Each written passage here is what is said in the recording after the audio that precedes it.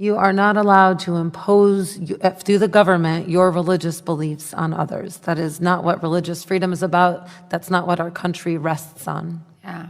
And as a democracy, we respect other democracies' abilities to self-police and self-regulate. And so this process is underway. Our voices have been heard. Your voice is going to be heard.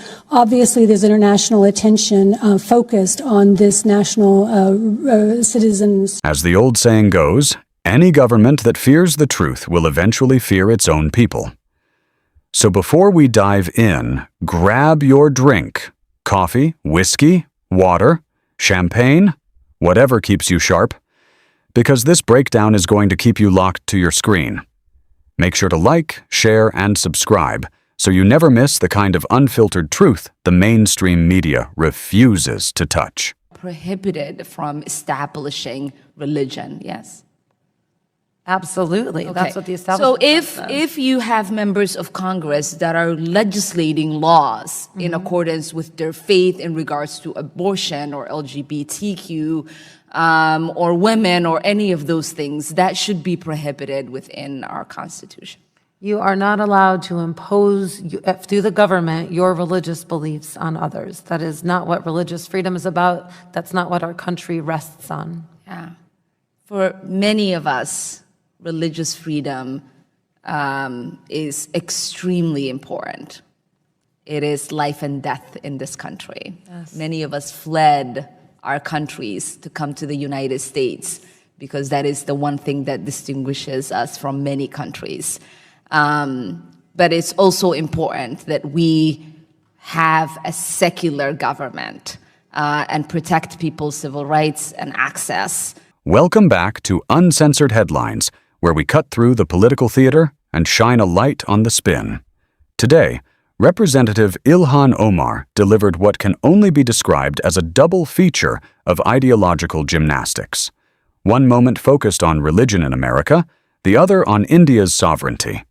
And in both hearings, she ran headfirst into a brick wall of facts. As you know, last month I let a letter to Ambassador Juster and Jones with you CC'd on it on the situation of Kashmir. Our partnership with India is strategic, but it's also based on our shared values of democracy, religious pluralism, and the respect of human rights. Under Modi and the BJP government, all of these mutual values have been threatened. And I think we have to understand the situation in Kashmir as part of an overall Hindu nationalism project of the BJP.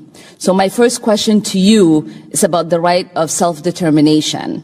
Is the United States committed to emphasizing the centrality of Kashmir voices in determining the future of the Jammu and Kashmiri people? I would disagree with the characterization that we don't have a values-based relationship with the government of Prime Minister Modi. And I would just underscore that Prime Minister Modi came in a consecutive term. He achieved a majority vote in a very diverse we can agree to disagree on that. I just would like to understand if we are going to centralize the voices of the Kashmiri and But just to provide context, I mean, the actions he took were approved in Parliament, including by members of the opposition. The Supreme Court is reviewing that decision. The High Court is reviewing habeas corpus petitions. The institutions of India's democracy are working.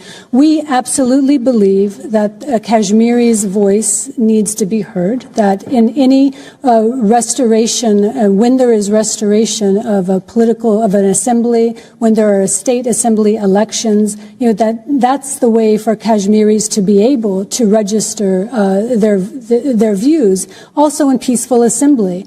And so I think the concern over the restrictions on movement and what we've seen over the last 78 days is that ability to protest peacefully has been difficult for Kashmiris to exercise. Yeah. I mean, and the part of the reason I asked and the part of the reason I emphasized the context of the larger PGP project is because I think in both cases, the impunity we have seen for crimes against Muslims under the PJP was warming for such worse things to come.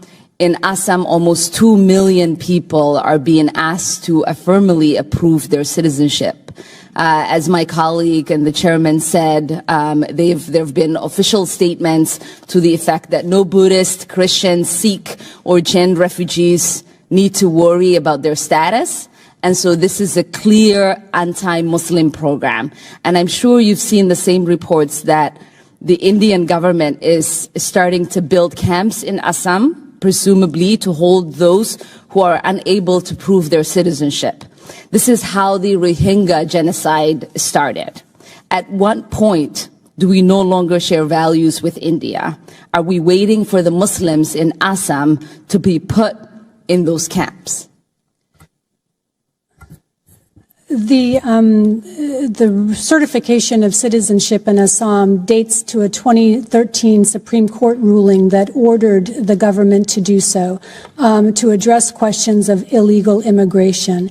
The process, which continues to unfold and continues to be challenged in the court, it now has 1.9 million people who have not been certified. And that includes both Muslims and Hindus. There are 300 appeal panels that are being set up for those individuals to appeal this determination. And as my colleague stated, we're concerned that many of these individuals who may not have the wealth or the education to successfully be able to document their citizenship are vulnerable. We will continue to watch this very closely, but I would stress that the appeal process is still open. The judicial process is still working in India.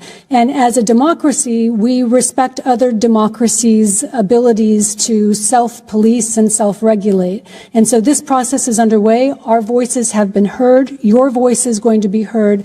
Obviously, there's international attention focused on this national. Let's start with the religion line of questioning. Omar didn't simply ask a question, she framed a narrative. The implication was clear. If a lawmaker's personal faith shapes their principles, then perhaps they shouldn't be involved in making laws at all.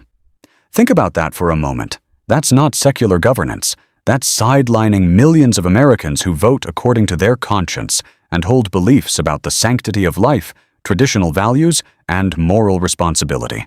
A nation founded in large part by people of faith suddenly being told that faith must be left at the door? That's not democracy. But the witness didn't take the bait. Calm, composed, and focused on the facts, she pointed out that the Constitution prohibits the establishment of a state religion. It does not bar religious citizens from public service. Faith isn't the enemy of freedom. For many, it's one of the pillars that helped shape it. Then came the second hearing. Omar shifted her focus to India, criticizing the country's democratic processes as a form of Hindu nationalist politics and suggesting it could lead down a path toward genocide. Yes, genocide. She drew comparisons between India's NRC process and the Rohingya crisis, a dramatic leap. Ambassador Alice Wells responded with a measured, fact-based rebuttal. She explained that the NRC was not introduced as a political tool, but stemmed from a 2013 order by India's Supreme Court. It wasn't directed at Muslims alone. Around 1.9 million people were affected across communities, including both Hindus and Muslims. And crucially, India's democratic institutions, its courts and appeals systems, remain in place to review and resolve such matters. Wells closed with a point that carried real weight. The United States respects democracies capable of managing their own internal processes. In other words, America works with partners, not puppets. 2 hearings, 2 attempts to steer the narrative, and 2 moments where the response came back grounded in constitutional principles, diplomacy, and documented facts. Stay with us to the end of every video as we unpack the stories others avoid. And drop a comment below. Should faith have a place in politics? And was Wells right to defend India's sovereignty?